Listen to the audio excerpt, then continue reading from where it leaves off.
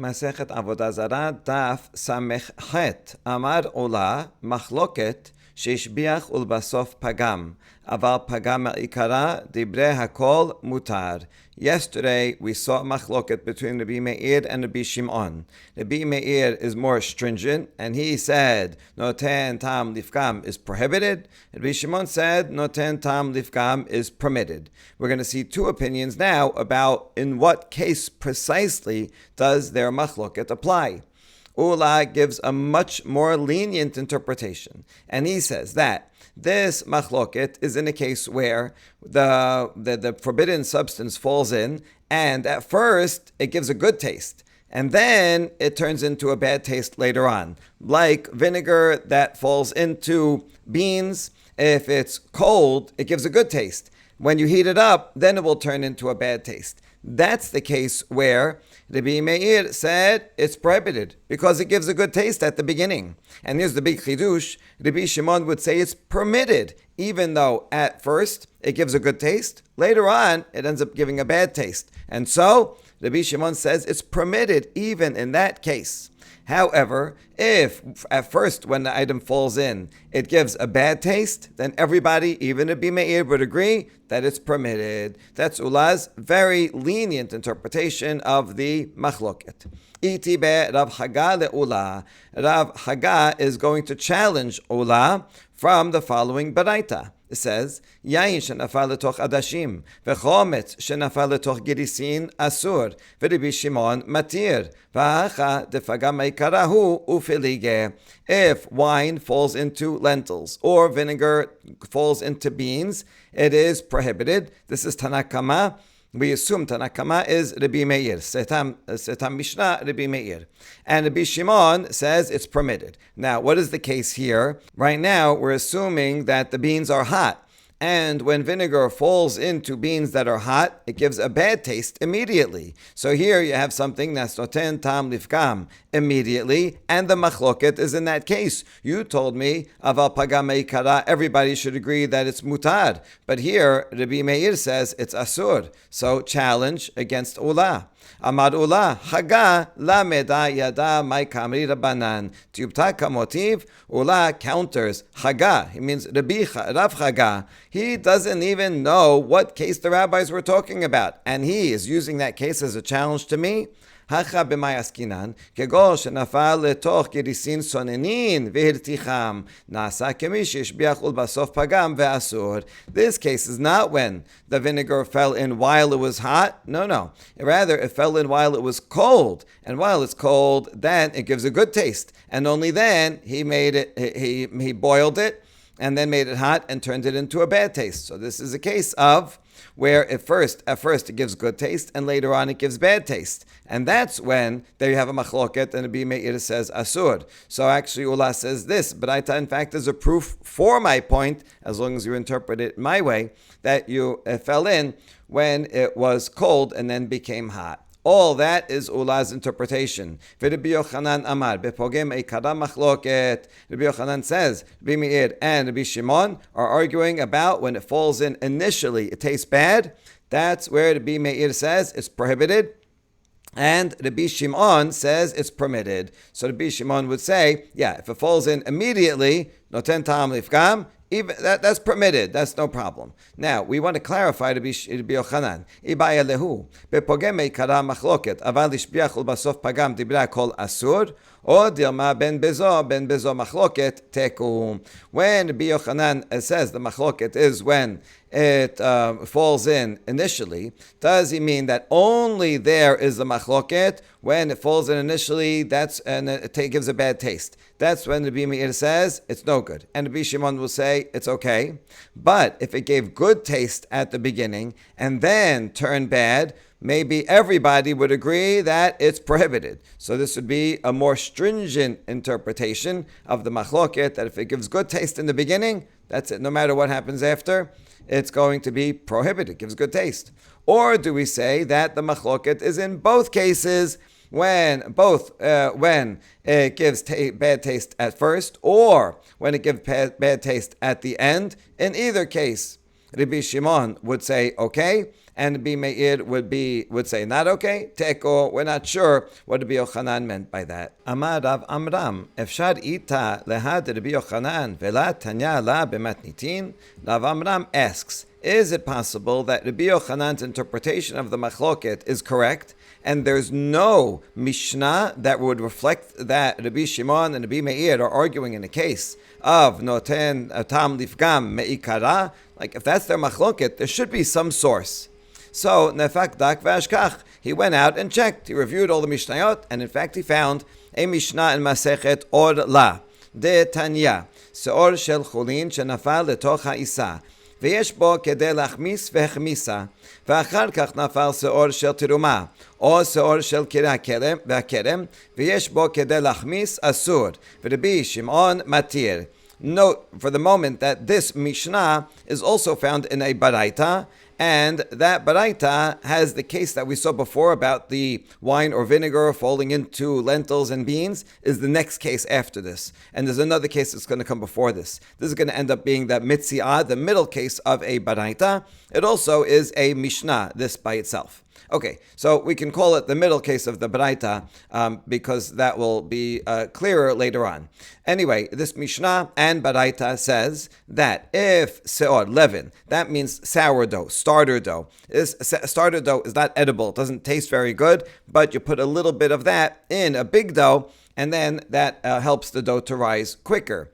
The seor is chulin, so it's permitted for anyone to eat. And that starter dough falls into or is placed into a big dough. So far so good. The dough is permitted for everyone, the seor is permitted for everyone, and there's enough of this starter dough that it will cause the whole dough to leaven.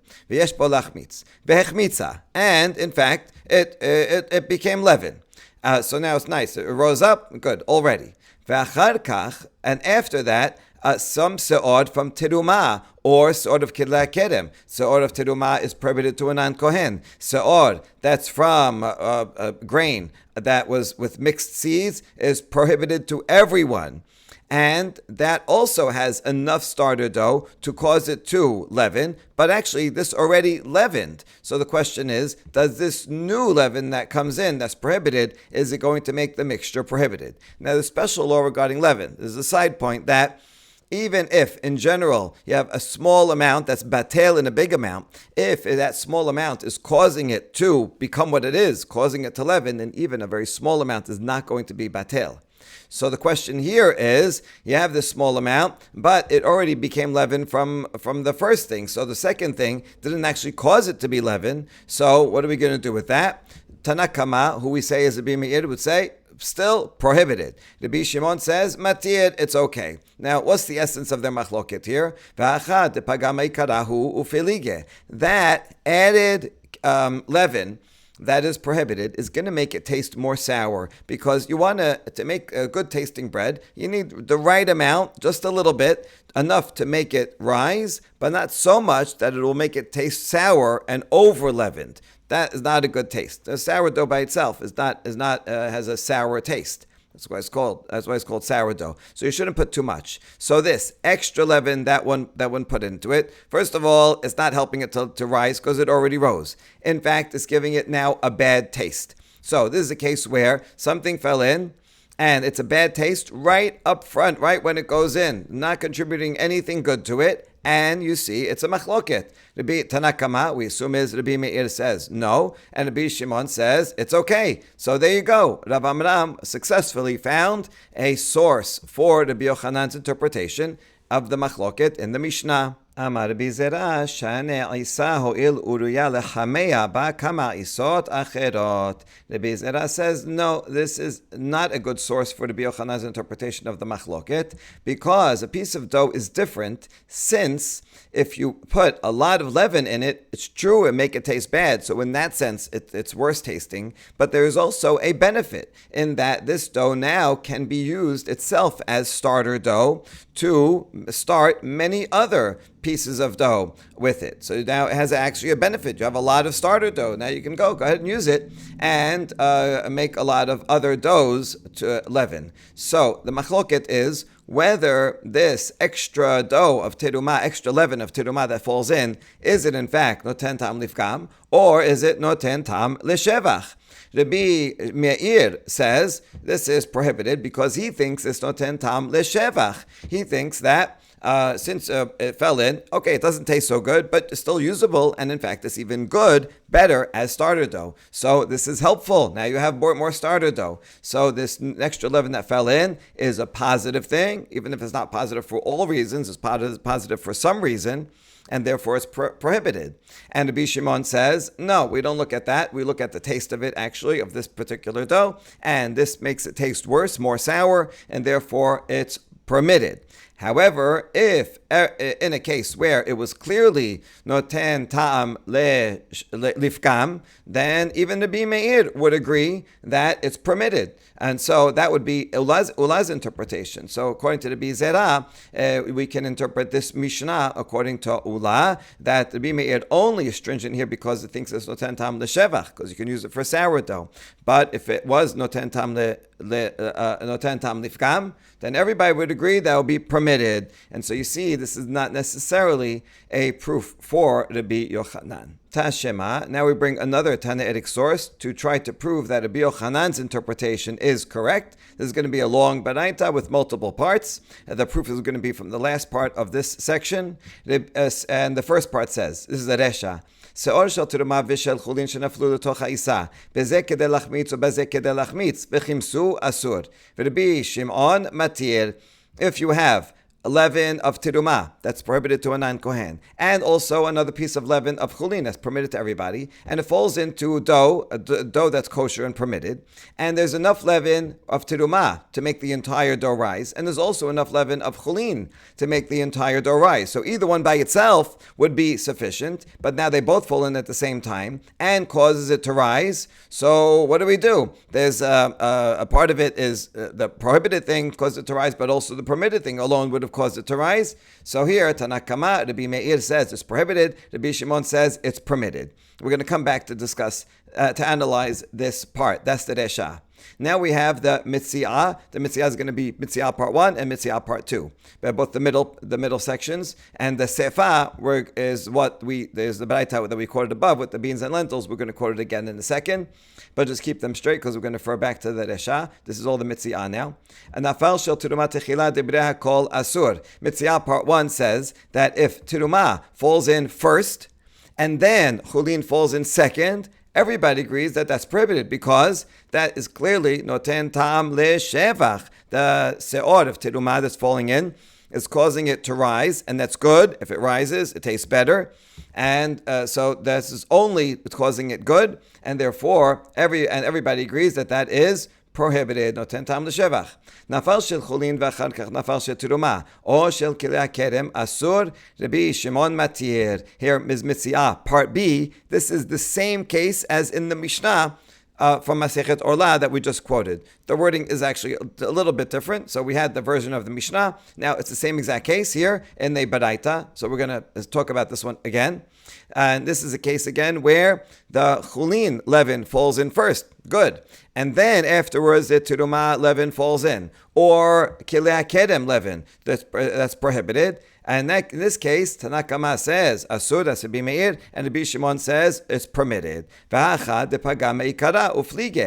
isn't this a case where, since you have the leaven going first, the leaven made it rise, it's all good. And now the teruma falls in, it only is going to make it over leaven, meaning sour. So this is going to make it more sour at the beginning. And yet, this is the machloket where Rabbi Shimon says it's permitted because it's noten tam lifkam is permitted, and Rabbi Meir says noten tam lifkam is asur. Isn't this true? And I know what you're asking. We just asked this exact question from the Mishnah, and we answered it. So why don't you give the same answer here, as Rabbi Zera answered? He explained that when the leaven of teruma goes in, it's true, it's going to make it taste more sour, and in that sense, if it's lifkam, but it's also going to make it, you can use it for starter dough, and in that sense, it's good. And so maybe that's why Tanaka Rabbi Meir says that's prohibited here, because he interprets this case as noten ta'am leshevach. If you're going to say that, well, then you have to square it with the sefa. Tashema mi sefa hayayin shenafal letoch adashim v'chomesh shenafal letoch girisin asur v'Rabbi Shimon matir v'hachanamed depagam ikara ufilige. If wine falls into lentils or vinegar falls into beans, it is prohibited, and according to that's Rabbi Meir. And Rabbi Shimon says it's permitted. And here it makes it taste bad to begin with. We're assuming that it's hot, and that's why it makes it taste bad to begin with. And you see that there is a machloket even here. So it's clear that Rabbi Shimon says noten tam lifkam is mutar, and Rabbi Meir says noten tam lifkam meikara is asur. And so that is clearly according to how Rabbi Yochanan interprets it. And so therefore we should interpret the previous case also the same way, and not like Rabbi Zara. And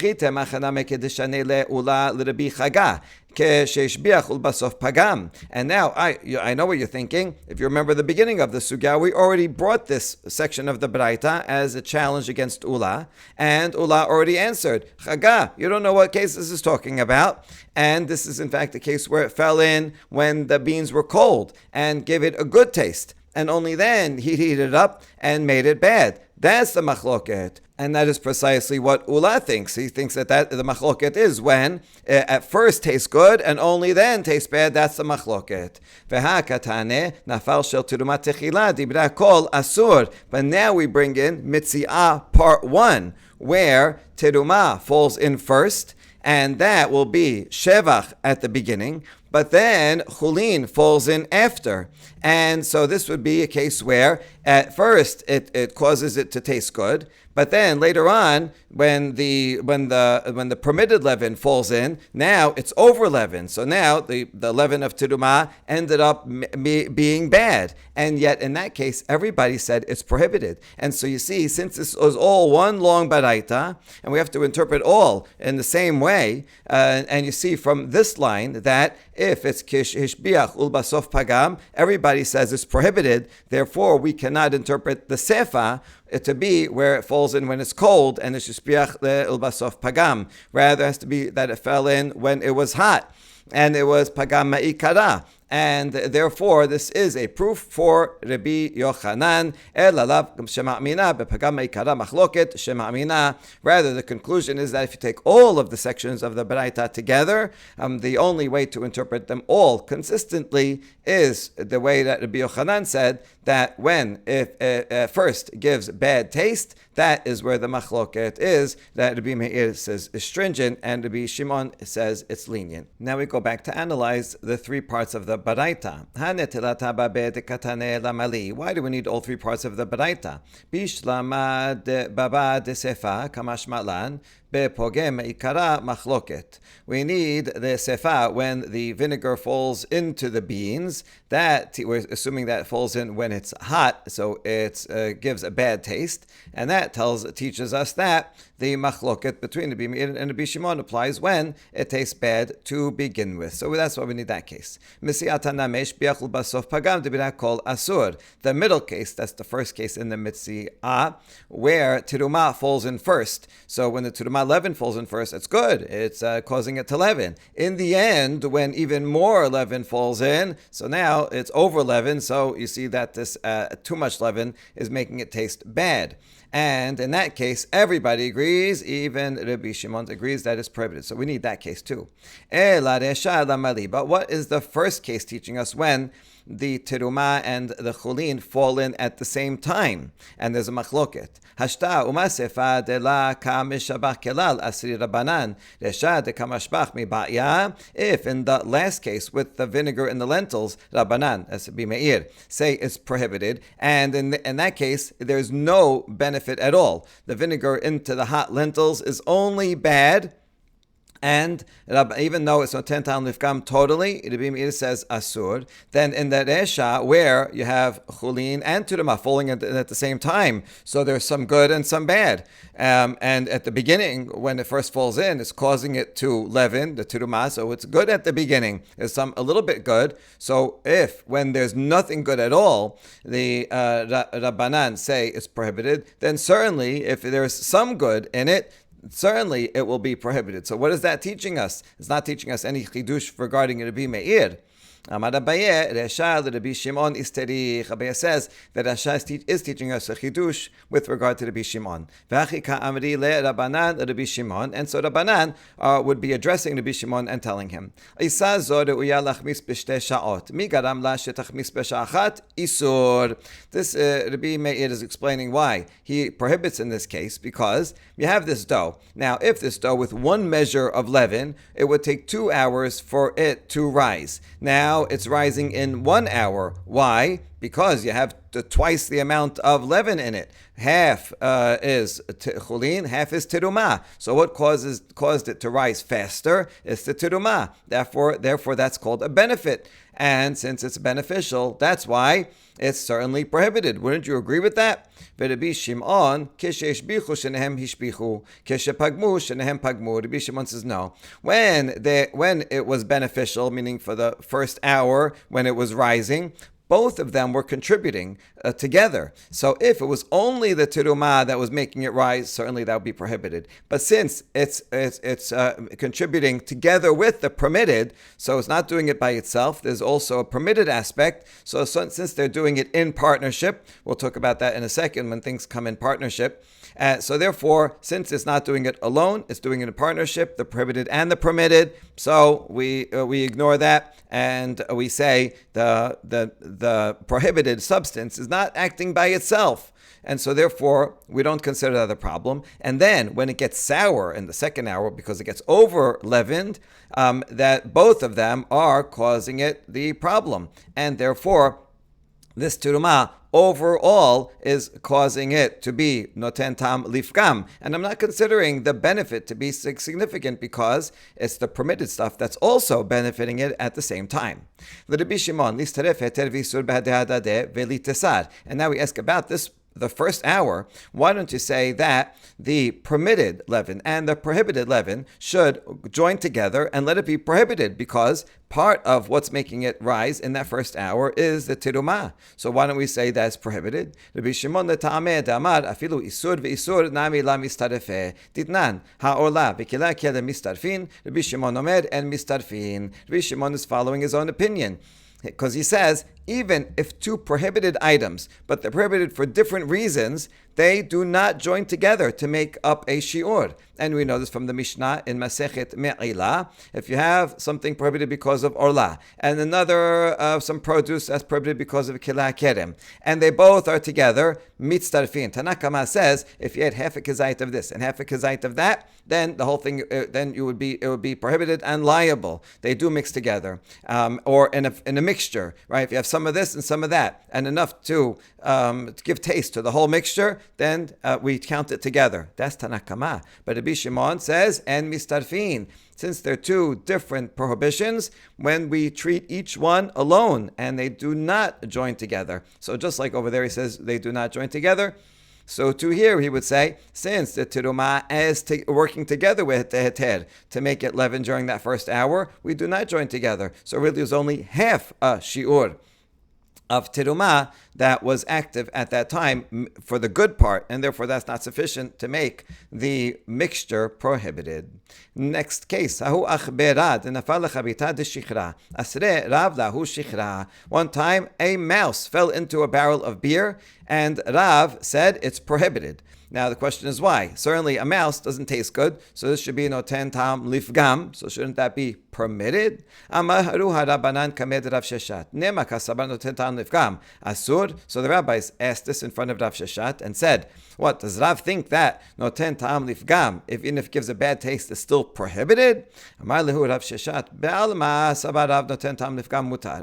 explained, in general, Rav says that if it gives a bad taste, it's permitted. So therefore, in this case of a mouse, which is certainly disgusting, really, you're right. It should be permitted. והכה חידוש הוא דהממאס מאיס ובדידי ינשה מיניה. ואפילו הכי אסרה רחמנה, הלקח נותן טעם לפגם נמה אסור. But here, the Torah gives an extra chidush, because generally people think that mice are disgusting. And therefore, the Torah shouldn't even have to say that you're not allowed to eat mice. They're so disgusting, or say that they're tameh. People aren't going to touch them. They're repulsive. And the Torah shouldn't even need to address it and say that it's not kosher. And nevertheless, the Torah comes and says that these creepy crawlies are not kosher and they cause tum'ah. And so if the Torah is coming and saying that they are not kosher when it doesn't have to say it, it must be adding an extra stringency regarding mice. That in general, noten tam lifgam was mutar, but when it comes to creepy crawlies like a mouse, then noten tam lifgam is asur, and that's why it's particular regarding a mouse that falls into the beer. If it was other things like a nevela, which is not disgusting, a nevela is just non-kosher meat, but it's a delicious meat. And so for a nevela, then the noten tam lifgam is mutar. But a mouse, the Torah says it's prohibited, doesn't need to say it, that gives an extra stringency.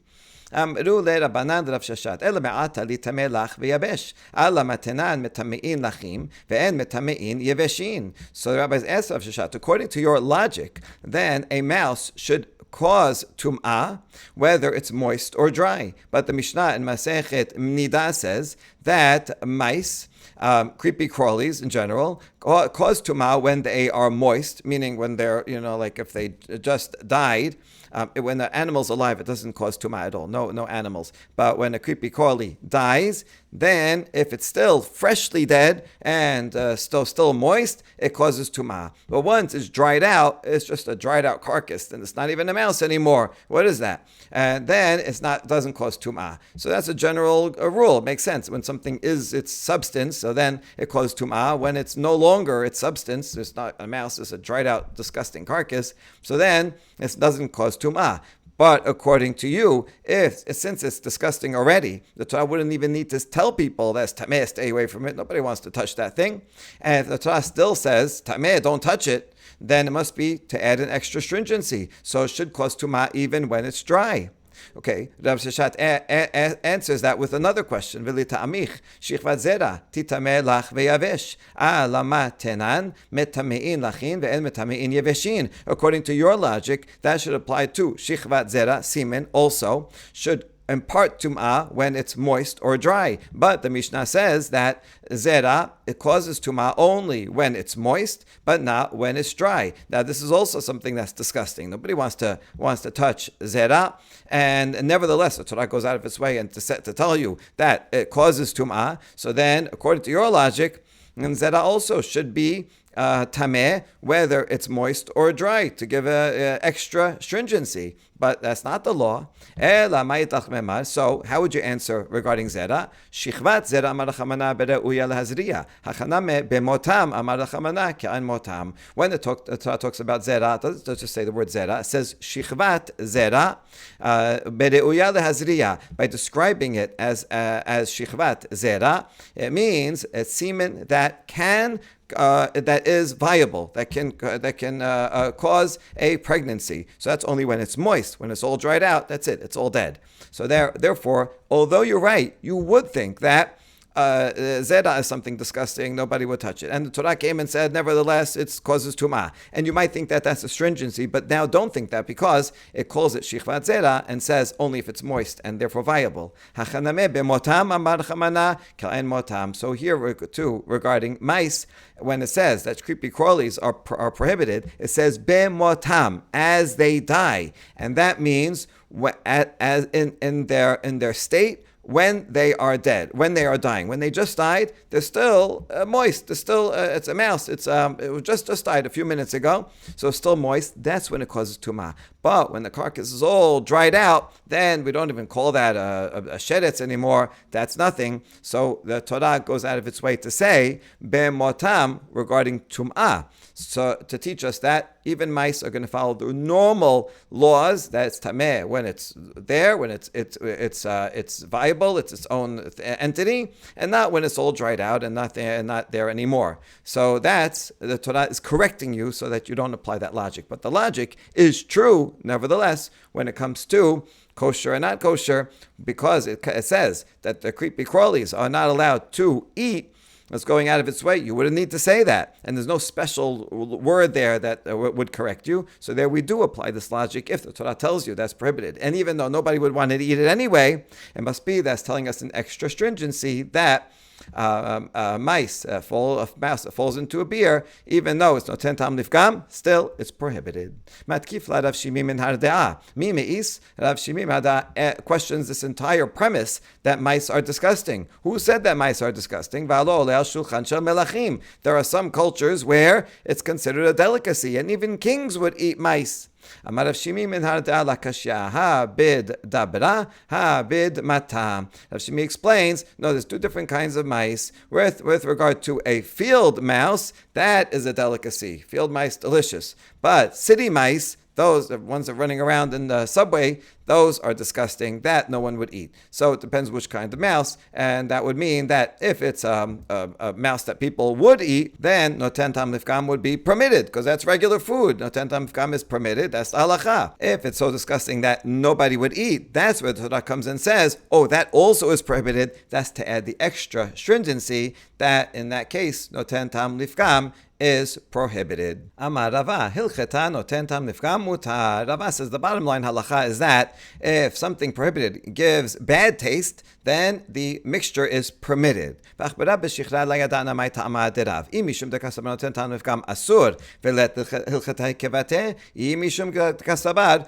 noten tam nifgam mutar. V'achbara b'shichra ashbuche mashpach. Now regarding the mouse that falls into the beer, I don't know what the reasoning of Rav was. It's two possibilities. It could be that Rav actually thinks that noten tam nifgam is prohibited, and the halacha is not like him, because the halacha is that mutar. Or it could be that in general, Rav says, noten tam nifgam is permitted, and the case of the mouse in the beer is different because it enhances its flavor, because maybe this was a mouse that was a delicacy mouse that people would eat, and therefore it gives good flavor, and maybe that's the reason why in this case Rav said that the mixture is prohibited. Now, following up on what we just said, that in certain cases, certain mice can give good flavor, we have a follow-up question. What if a mouse falls into vinegar? The taste of vinegar is very strong. So, will that taste of a mouse go into the vinegar and make it prohibited? Or maybe the vinegar is so strong that you won't taste any of the mouse. What's the law? So Rav Hillel tells Rav Asher there was exactly such a case in the house of Rav Kahana, and he said it's prohibited. So evidently it will give taste even into vinegar. However, Rav Asher responded, no, I know that case. In that case, the mouse got dismembered and stayed in the vinegar. The cases that we've been discussing until now is where the mouse is taken out. That mouse, remember, that fell into the beer? So it stayed in there for a little, and then they got the mouse out. We're afraid that while it was in there, it imparted taste to the beer. So that's what we were discussing. But we were discussing, and it's also disgusting. But they took it out. But if the mouse stays in there and it's all smashed into pieces, we are afraid that there might be a small piece of a mouse that if you would eat it by itself, it would be prohibited. A lentil size in a mouse is prohibited. And that's why he said it's prohibited, because the pieces of mouse are still in the vinegar. But indeed, if you took the mouse out and only worried about taste, then we don't have an answer from that case. It could be that it would be okay because the vinegar is so strong.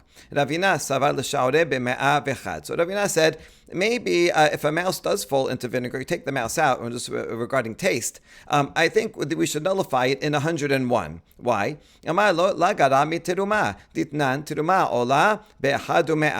It should not be more stringent than tirumah. Tirumah is a very stringent law. And regarding tirumah, if some tirumah falls into something else, then if it's less than 1 to 101, then it's permitted. If it's more than that, if it's 1 in 100, 1 in 99, then it's prohibited. And so tirumah is very stringent. So the mouse should be less stringent than that. So certainly 1 in 101 should be okay. So 101 would be 1 in 101 would be permitted. 1 in 100, 1 in 99 would be prohibited. So that should be at least the same law for a mouse. Amar le Rav Tachlifa bar Giza le Ravina.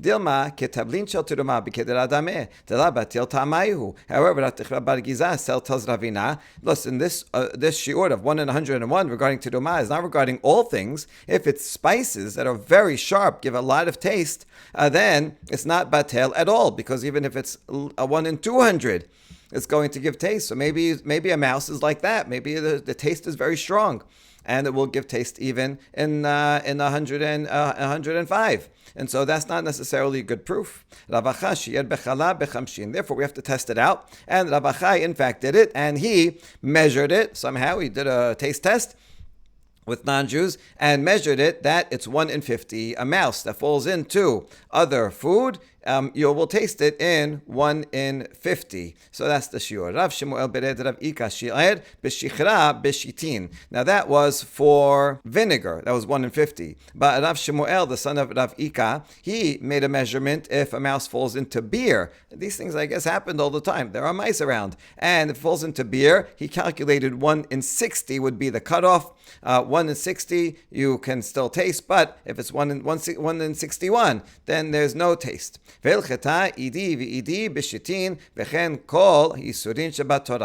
bottom line halacha is it doesn't matter if a mouse falls into whether vinegar or beer. If it's 1 in 60 or more, 1 in 161, meaning the ratio is more, 1 in 60, 1 in 161, then it's permitted. But if it's 1 in 60 or less, 1 in 59, then it gives taste, and it would be prohibited. And this is true not only regarding a mouse that's in vinegar and beer, but for all prohibitions in the Torah. So this is a major source for this ratio of 1 in 60. Incidentally, in Bavel, they used base 60 to count. That's why we still today have 60 seconds and 60 minutes. This all goes back to the Babylonian counting system. So in that system, when you say 1 in 60, 60 is like the smallest amount in that 60s column that you say, what's the smallest amount? It would be like today saying 1%, right? It's like the smallest 1 in base 10, where you have 100, means like a lot, and this is the smallest amount.